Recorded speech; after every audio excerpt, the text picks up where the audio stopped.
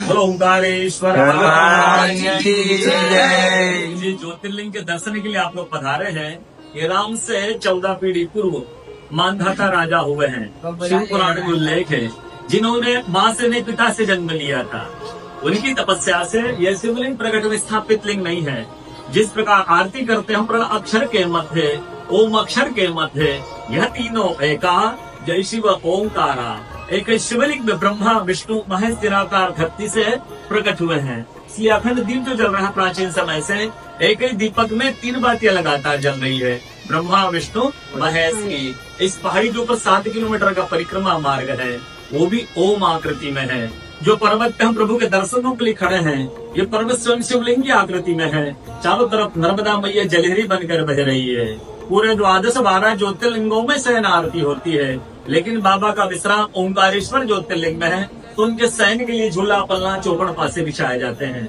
बाबा जब विश्राम करके 3 बजे रात उठ करके महाकालेश्वर जाएंगे, वहाँ स्नान करेंगे। इसलिए वहाँ का भस्म आरती प्रसिद्ध है, यहाँ का शयन आरती प्रसिद्ध है। शिव पुराण में भी कथा आती है, महिलाएं 16 सोमवार व्रत करती है, उसमें भी कथा आती है। क्या कथा आती है? प्रतिदिन भोलेनाथ आते हैं, माँ के साथ विश्राम करके सुबह ब्रह्म मुहूर्त में उठकर चले जाते हैं।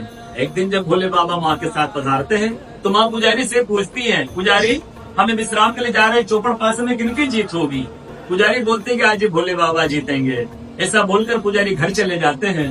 भोले बाबा माँ विश्राम के लिए आ जाते हैं। सुबह ब्रह्म मुहूर्त में जैसे ही भोले बाबा माँ बाहर निकलते हैं, तो माँ पुजारी से पूछती है, पुजारी कल मैंने आपसे पूछा था हम विश्राम के लिए जा रहे चौपड़ पास में किनकी जीत होगी? आपने कहा भोले बाबा जीतेंगे।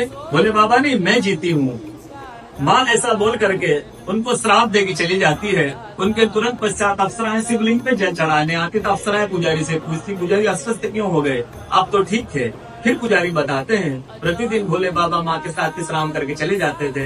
कल भोले बाबा माँ के साथ पधारे, माँ ने मुझसे पूछ लिया, पुजारी हम विश्राम के लिए जा रहे चौपड़ पास में किनकी जीत होगी? मैंने कहा भोले बाबा जीतेंगे। माँ जीत गई, माँ मुझे श्राप देके चली गई। अप्सराएं बोलते चिंता न करो, हम अंदर जाकर शिवलिंग की पूजा करके आते, फिर इसका उपाय बताएंगे। अप्सराएं अंदर जाकर शिवलिंग की पूजा करके बाहर आकर बोलती, पुजारी आप 16 सोमवार व्रत कीजिएगा, व्रत करते ही ठीक हो जाएंगे, व्रत करते ही स्वस्थ हो जाएंगे। ये वो कथा का दर्शन प्रतिदिन होता है। बोलो ओंकारेश्वर भगवान की जय।